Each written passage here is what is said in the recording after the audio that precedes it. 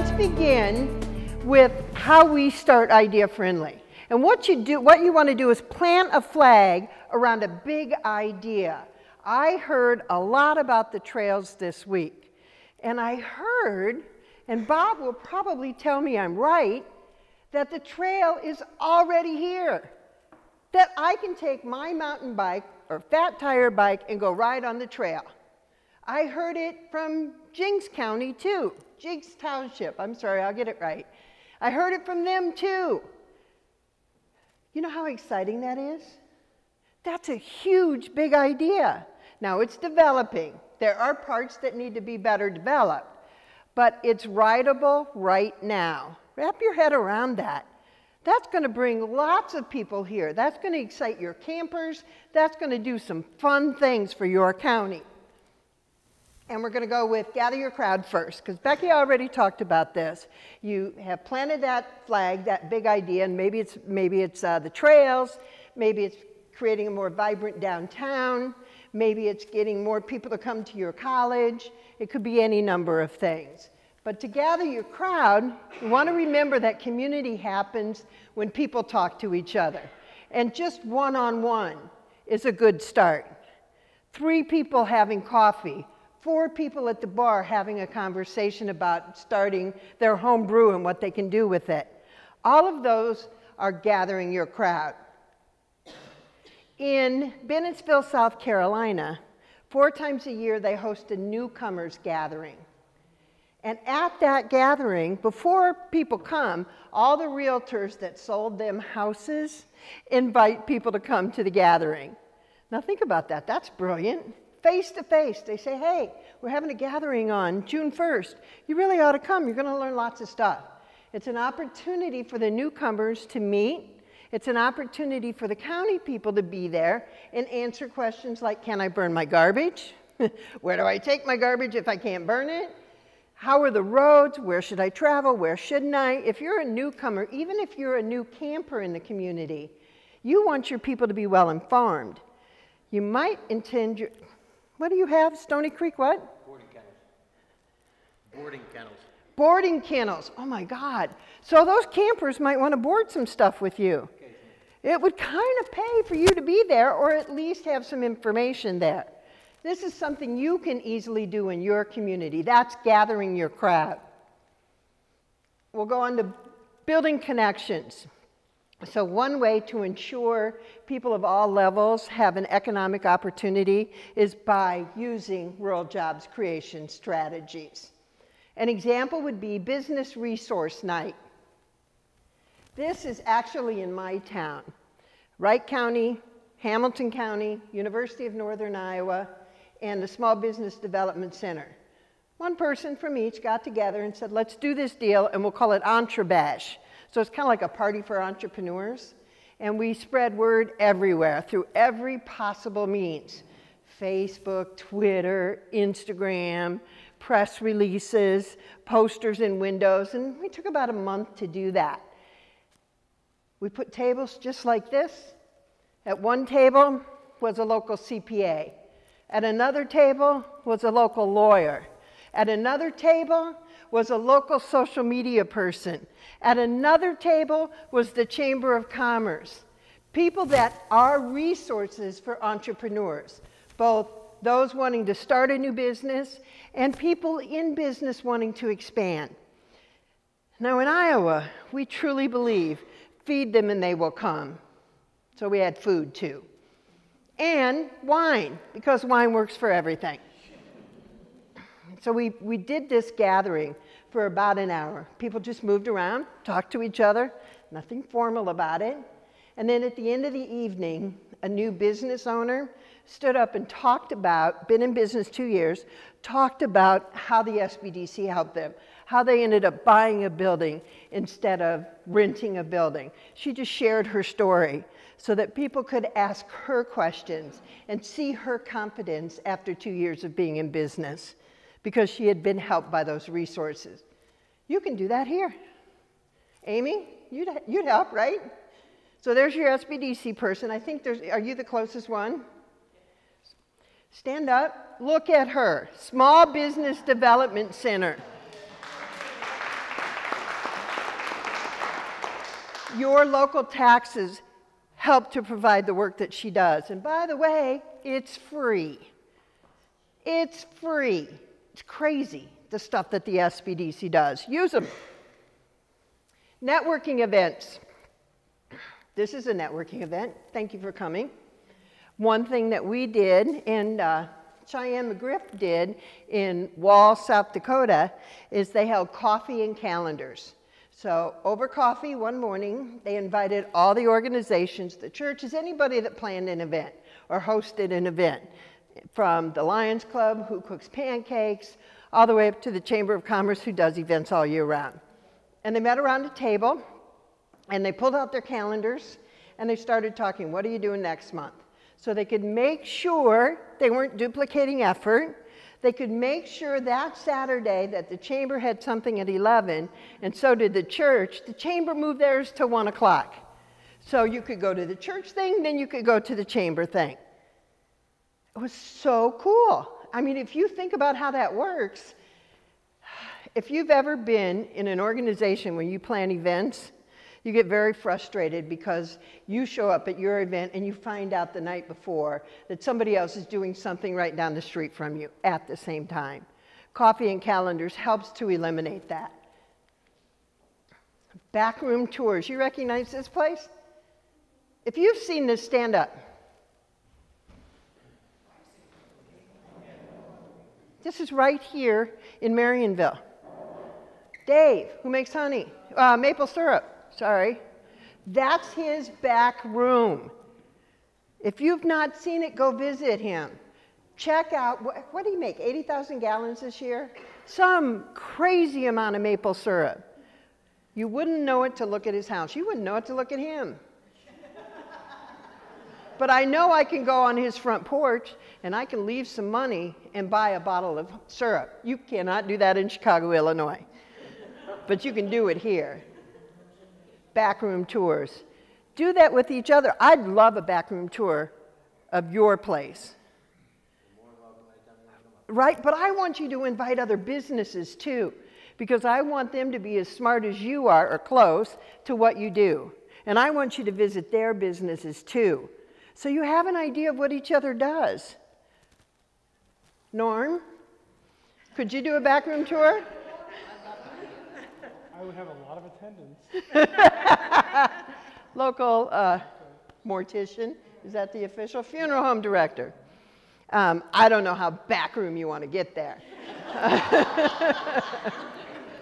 But certainly sitting down and having a visit with the man and to hear his stories of the number of people that he has laid to rest could be very interesting. Maker spaces. Oh my God, I love these guys. That's the Old Geezers Club in Akron, Iowa. They have their coffee every morning from 5:30 to 9 o'clock in an old abandoned schoolhouse. Their classes aren't held there anymore. They're on the first floor. In the basement, it's a cement block building. In the basement, it is dry, which is awesome because they've brought all their woodworking tools and their saws. Everything you can think of to do woodworking is in that basement in one room. And they want their residents to bring their projects to them. They want to teach them how to use their stuff. So when I was visiting with them, I asked them, how's that going? They said, well, nobody's coming. I'm like, well, who have you told? Well, we told each other. So there's the problem. Encourage them to go visit the high school, to the Voc Ag people. Go talk to those kids. Get them interested in creating projects outside of school. Tie your kids to your community before they leave it. That's one small way to do it. There's enough room in that basement to have a welding room, to have a craft room, to have a sewing room, to have a quilting room. Where could you do that in your community? I believe there's a warehouse in Marionville, right? Yeah, I heard about that. Where's Kevin? Where are you at? Ah, there you are. So that's how I heard it. I met with the supervisors yesterday morning and had a conversation with him, and he told me about this building, told us. There's actually 3 buildings available. Well, what if you talked to the owner and said, can we carve out a space of that and do some makerspace stuff? Why not? It's a small enough step. Try it. If it doesn't work, what have you wasted? Even bringing people together is a win, even if it doesn't work. Co-working. Keith Nurden from Walla Walla, Washington, wanted a co-working space. So he decided to open one. Found a building, put some tables and chairs in there, and got Wi-Fi. Now, the reason he wanted to be able to have co-working, because he wanted to work with people that were doing new, cool tech things. And that's who showed up. The kids doing startups, the kids. To me, those are kids, right? Starting new businesses needed a place to come and talk to each other in a really cool setting. And me, who might be a salesperson, can go back over there in the corner. I'm driving through. I need somewhere to do my reports. It's open to a wealth of people. Now, Keith is having a great time with the startups. And it's $25 a month, I think, or $10 a day. Doesn't it make sense to do $25 a month? Of course. And that's what a lot of people have done. Our next step is take small steps. Now, Becky talked a lot about that. I want you to think of this. When you leave, that's how you're going to think of me. Take small steps. And when you do, you're going to use innovative rural business models to do so. You're not buying a new building. You're going to figure out how to use an old building or the sidewalk in front of it. Tiny business villages. Y'all know what that is, right? That's Market Village, before there were buildings on it. This is what got us excited. We thought, what the heck are they going to do with that? And then what they did was this. Oh my God, brilliant. Garden sheds with false fronts on them. In a little area in a town of about how many? 500? And they're successful. And the ones that aren't leave and somebody else comes in. And the ones that left figured out this is not how it works for me. I might go back to working out of my home. The ones that are there have an opportunity to test their product, see if it's any good, see if people like it. $50 a month, nothing. And they're making money. I believe, Kevin, you guys are going to have one of those too, aren't you? Can you start tomorrow with pop-ups, please? Well, maybe not tomorrow. Start next Saturday, next Friday with pop-ups. Tiny businesses. This is one of my favorites in the entire world. This is in Aberdeen, South Dakota. It's called Nacho Business. Perfect, right? It gets better. You drive your car up to that window, you order your nachos, he leans out the window after he's made them and says, feel this box. Is it heavy enough? Are you sure I can put some more in there? Open the lid, smell it. Is it good enough? I want to make sure you're happy. The guy is a marketing genius. We drive off happy with our nachos. We happen to notice in that lot that it's not his lot. It's somebody else's parking lot. We notice that business, and just about everybody else that does notices it too. And the young man said, I'm just a trailer in a parking lot, serving nachos. And that's really what he is. Shared spaces. This is one of my favorite stories too. I have a lot of favorites. And if I could spend all evening, I'd tell them all to you, but you're going to hear a few. This is in Grand Rapids, Michigan. The shop's at Modiv. And this young lady is Rose Ellis. She has one wall when you first come in. That's her space. The place is filled with shared spaces. That's hers. And Rose Ellis said, you could not get me out of here with a crowbar. This is the best business idea I never had. It has changed my life. She sits there and paints huge canvases and people watch her. And she sells just about everything she paints. That's a good business idea she never had. Pop-ups. Kevin, pay attention. Pop-ups are simple. They're just little tents you pop up. or tables that you put your products on. You put the word out, we want to have a pop-up fair. If you have something to sell, we want you to come. And people show up. If the chamber's planning it, they'll call the chamber and say, I'm coming. Put the tables out. This happened to be in the street, but you can have them on the sidewalk. Do it on a Saturday to bring more people into town and let them go to work. Again, economic development at its finest.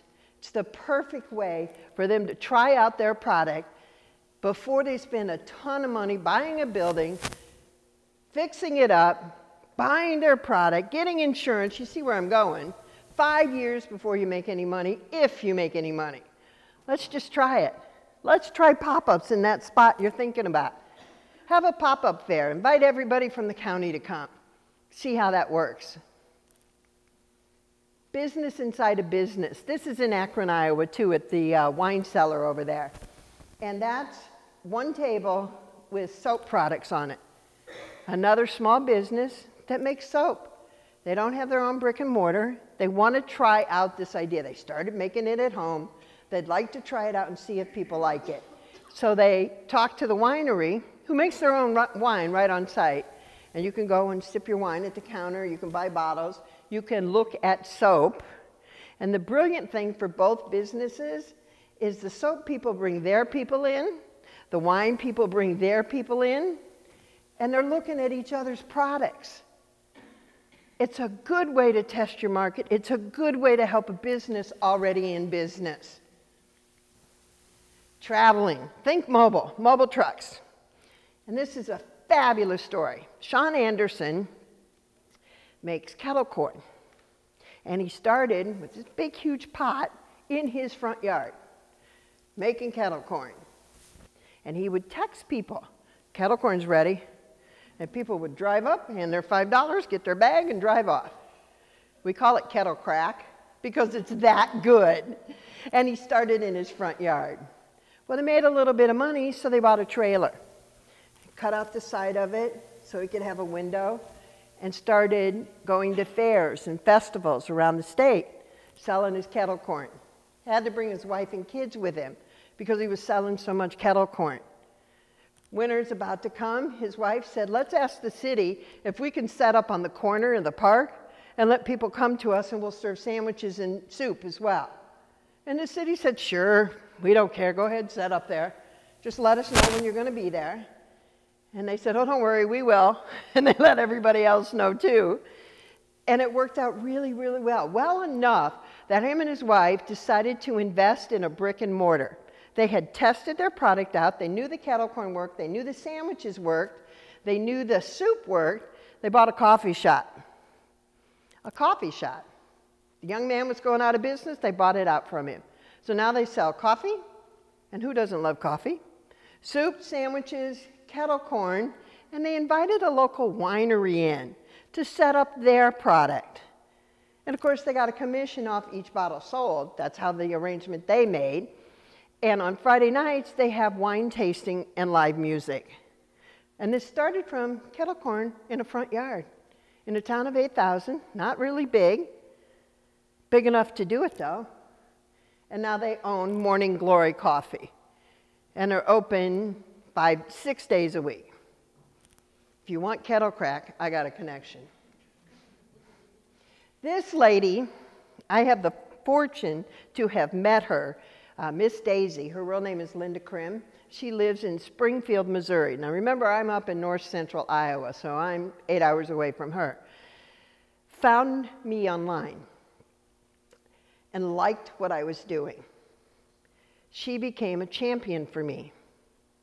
It was really very cool. She'd spread news for the stuff we did at Savior.town, for the webinars we host. She'd just share it with everybody. She's 80 years old with rheumatoid arthritis and doesn't get to leave the house very much. But she provides invaluable, meaningful things for the people that she follows. That's the kind of person you want.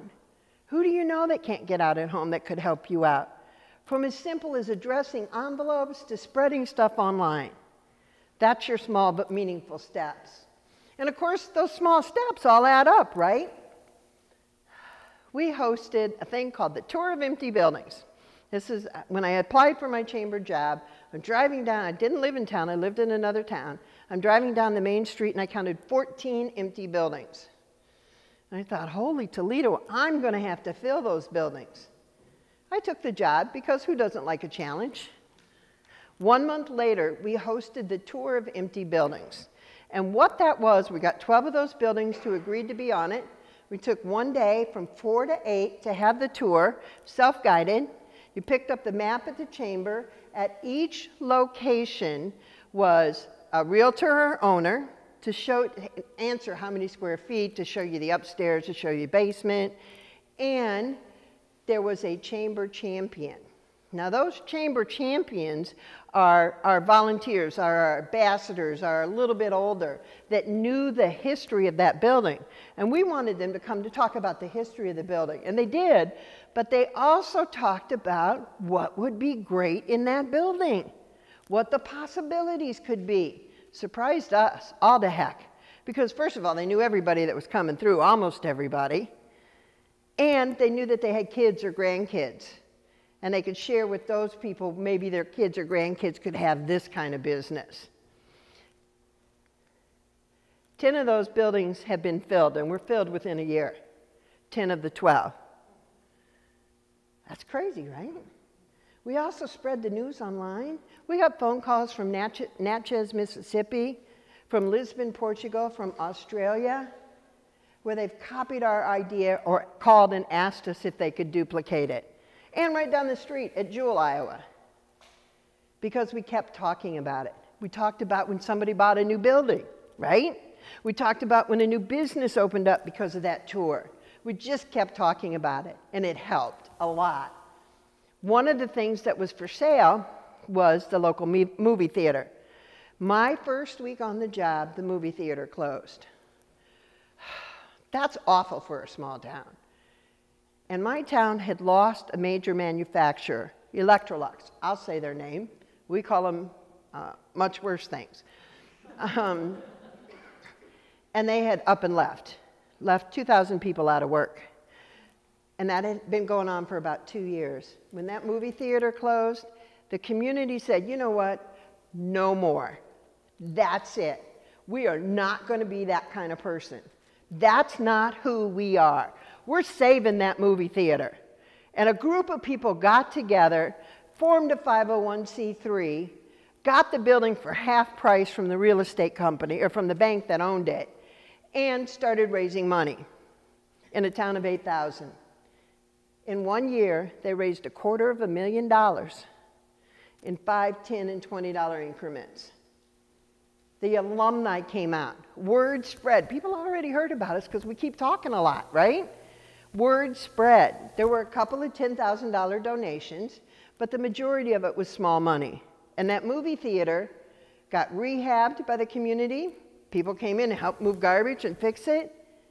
Lots of people donated their work to get it done, or charged very little, and it opened. And it's still open today. But not only did it open, that group decided we're hiring people to run this theater.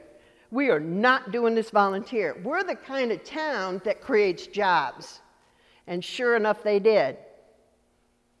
Because they raised $250,000 and they could. They began, they got started. It took all that money to save the theater, by the way. And they're still open. God bless them. One of the things that came out of the Tour of Empty Buildings, there were 2 buildings that were owned by one person, or husband and wife. And I went up to Connie and said, I have this idea. I want you to be in the incubator project. And of course, Connie looks at me and goes, what's that? I'm like, just say yes. She goes, okay, what is it? I said, I have this idea that put your building into this project. The first 3 months of rent are free. Reduce rent the rest of the year. The person that's moving in that's going to use it is going to pay all your utilities that you have to pay now. So at least it's a win for you, right? And Chamber will help with marketing, teaching them how to market. SBDC will work with them on business plans. And let's try it out. If it doesn't work in the first 3 months, we'll know. So 2 buildings got rented right away. One was a used clothing store. The other one was a French restaurant. Well, the used clothing people ran off with everybody's money after 3 months. We saw it coming. They weren't responding to the SBDC or the chamber. It's a couple of $100, no big loss. Because a new business came and said, we want that building. And you know what? They didn't know about the incubator project, said, we'll pay full rent. It looks nice. They had seen it when there was something in it. The French restaurant, to die for food. The husband, about 18 months later, got a job offer 3 times his salary and left. Stuff happens. The good news is the Mexican store, grocery store across the street, wanted to open up their back room to serve Mexican food, but they had that hood vent problem and they cost way too much money. So they rented that out so they could start cooking right away at full price. You know, businesses come and go. I want you to remember that. Don't take it to heart when a business leaves. Just know that it happens in every community, but support them while they're there. You know, for a year, we had French food. I don't know many towns that can say that. Small towns. I can. It was delicious. Junk Fest. Oh, I didn't change my slide. Well, I might as well tell you about it. I had a gentleman come into my office and said, I want to hold an event, and I want junkers to come and sell their stuff. Well, I didn't know what junkers were. I had this image of Grandpa's farm with all that crazy old machinery on it, right? He said, no, no, no, no. We're going to have little 10 by 10 foot booths. They'll pay us to come. They'll set up. They'll sell their stuff. And we just have to provide security. Well, how bad can that be? Our first year, we had over 40 junkers that set up, paid their money to be there. It was a smashing success. We had over 4,000 people that attended that first year. The 4th year, we moved downtown because the park we were in was getting rehabbed. So we chose to move downtown. Over 7,000 people in 4 years, tons of money, tons of food, tons of opportunity for people to try their businesses out. Not only were there potential business owners, we snatched a couple, but there were people that had crap in their garage and wanted to get rid of it, and it was cool junk. And they made money.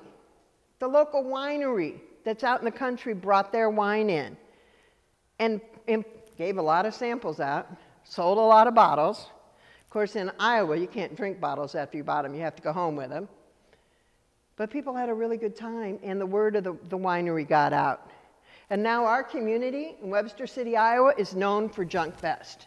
People come from all over. There's no admission charge. You just come and buy junk.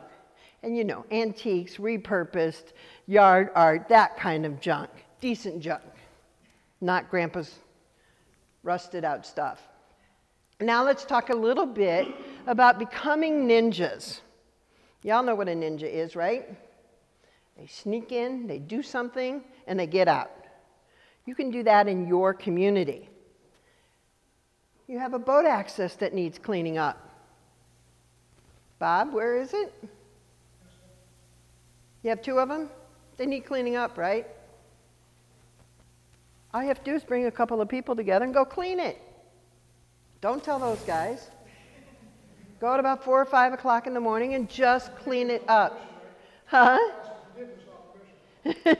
Ask for forgiveness, not permission. Or pay the fine. It's another one of ours. Easy enough to do, though. They're not horrible, but they do need cleaned up. You want to see change in your community? Make it. Do it. Take that small step. Go have some fun. Clean the windows. You know, this is a very cool building. I know there's still tanks underneath.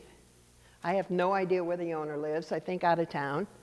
But the windows need cleaned. That piece of plywood needs painted. Have some kids go over there and paint some art on that piece of plywood. Clean the windows. And then have a pop-up fair. Kevin, when you're having your fair, have some over there too, to bring people around the corner. Use what you have. What's this person going to do? He's an out-of-town owner. Is he going to call you up and say, what did you do to my building? And you're going to say, we cleaned it. Just the outside. You want to rent it? Want to sell it? We can help you. Put the spin back on him. They're not going to care if they even hear about it. Walk the lesser known trails. Somebody from Cook Forest told me that and said because it's her spiritual renewal. She goes out on those lesser known trails and it's quiet and peaceful, no cell service. You can't be on that stupid thing while you're walking because it won't work. Why not get a group together and walk those trails? Why not relax a little bit? Take some time off, if only for a day, and then take pictures when you're on the trails. When you get back to your house, share them online so that the Miss Daisies of the world can find you and become your champion. So the local people can say, I didn't know we had that. Where's that at? I think I need to go for a walk. Use what you have. Which leads to be more supportive. Shop local has been around for a while, and being a former chamber person, I get the shop local stuff. But my thought is start local. Before you drive to the Walmart, see if somebody in town has it. Start local. Support each other across the county. It's amazing what your leakage is and what you're losing when all of you could be here shopping. One or two things make a huge difference in a community. Support each other. Be kind. Have conversations. Ask the owners, what's going wrong? Is there anything I can help you with? Or what's happening that's good? I want to hear a good news story as well. Make new signs. So you have to know that I don't know the story of that building or that place. I don't know what was there before. I never saw it. When I drive into town, I think, that's kind of cool. Is that a farmer's market? It's a beautiful tent. We have bait signs are a little weird. Well, why not make new signs for them? Those coroplasts, like what politicians put out, are not expensive to do. Make them big enough so it says live bait and bright yellow with black print. Talk to John about it, right? He supported that guy. Now you guys can support that guy too. And you know the biggest secret of all is when you go over to tell him about the signs you made and that you hang up before he can say no, you come back to him and you say, thank you for doing business in our town. You may not like him, you may not care for him, but he's still doing business in your town. And he still matters. And I want you to remember that. Those old grouchy committee of negativity people, he might be the president, but he's just scared. He's backpedaling. He lost a building. He's not getting any money to build a new one. He's feeding people, his family. He's scared. Buy a damn banana, put a sign up, and say thank you. Okay. Now, as I talked to people, I had a huge list that I got from people of things they wanted. This would be the time to take your smartphone out and take a picture of this. I have 3 pages for you. The trails are ready to be used. Call them developing. Kevin, Bob, Greg. Good thing I can see you all, mostly. Basil, Norm. Please do that. People listen to you. Tell them we got trails. Have you been on them? You know, we got one that's gravel. It's really kind of cool. Those mountain bikers really like it. Spread the word. There are crazy people out there that want to be on those damn gravel trails. Let them know. Again, increase your focus on biking the trails. I've heard you want better access to the rivers, which is the boat access we talked about before. This is what people want. Many people want to work together between that east and west split, affectionately called the Hemlock Divide. Some of your kids want to do that too. They've already started with the forest fires. Support your kids. Start talking to each other. Get some training for succession planning. This is a big one, and I'm going to point at Amy again, because the SBDC does training on succession planning. There's lots of businesses with owners older than 60 that are looking to retire and their kids don't want it, the employees don't want it. And then you've lost another business and maybe the building. Work with the SBDC. Have arrangements made with your chamber or the alliance to have them come in and do some training. Doesn't cost you anything. Feed the people, they'll come. Do it, don't do it at noon. Do it when businesses are closed so they can actually come. Give kids more to do. That's a big one. The list again is how about an architectural project to identify the many types of camps. Now when I first heard the word that you have lots of camps here, I'm from Iowa, and when I think of camp, I think of church camp, where you have one big building and a bunch of small ones around it. And I'm like, people are coming to church camp? Really? That many? I was quickly straightened out, driven around, got to see some of the camps. For me, they're cottages. They're summer getaways. They're awesome. And they come in many various levels, 30s, 40s, 50s. Think about when they were all built. That's a great Boy Scout, Eagle Scout project to do that. And make it available to anybody that wants it. Give it to the realtors, give it to the alliance, give it to each other, make it available. How can we add more park activities? I was asked about that. That ties in with gives kids stuff to do. So think about how you can do that. Can you put in new play equipment, like what Becky shared her 2 nephews were on?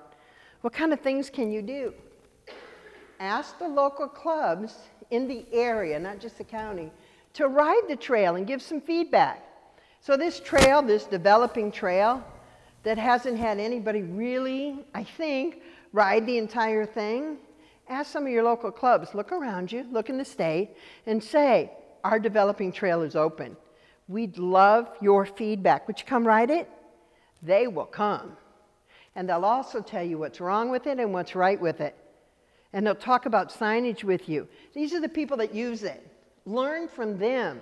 Find out what they want. And it costs you nothing, an invitation. Do the same thing with the lodging owners. Get them together and have them talk to their travelers that come and visit and find out what the travelers want. I mean, you guys know what you want, and I know what I want, but the people that are paying money to come here and travel, you want to find out what they want too, so you can try to be able to provide that. Add bike racks in convenient places. They're easy to make. There's lots of cool designs. Just Google bike racks, and you'll be amazed at the stuff you see, using products you have already right here in your community. And finally, we'll go over the Ninja Ideas review for you. Boat access cleanup, clean the windows, walk the lesser-known trails, take pictures and share them, be supportive and make new signs. I've talked a lot. I want to thank you for giving me the opportunity to visit your community, to talk to people, to find out what you like and what you're looking for. That gentleman and his wife back there are talking about doing barn signs. Barn quilt signs, I'll get it yet. So if you're interested in that, stop and visit with them. And thank you.